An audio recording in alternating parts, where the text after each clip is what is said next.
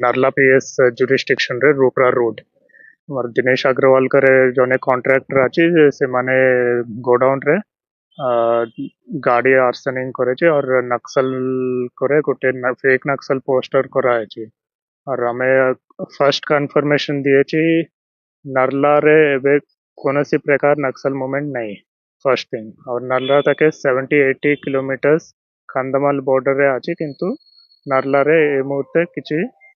नक्सल movement नहीं ठीक है सो ये और सेकंड क्लैरिफिकेशन ये अछि तो लेटर लैंग्वेज जा अछि लेटर लैंग्वेज देखले जाना पड़बे कोनोसी नक्सल काम नहीं और आगर गोटे केस हैला अक्टोबर मासे अक्टोबर 15 10 तारीख 15 तारीख 15 तारीख चिट्ठी करे छे और 10 तारीख करे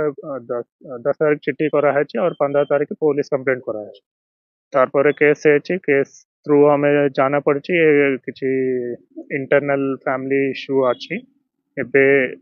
सेम इंटरनल फैमिली इश्यू अछि कि नहीं अलगा करे किए इन्वॉल्व अछि कि नहीं हमें इन्वेस्टिगेशन करे छी और ये कोनो मिसक्रिएंट्स करे छी लोकल मिसक्रिएंट्स से करे छी लगो छी और हमें एक केस ऊपर और बेटर इन्वेस्टिगेशन करबो किंतु हमें आबार आपनाके कन्फर्मेशन दिए छी एमती करे नक्सल काम तो किछि नहीं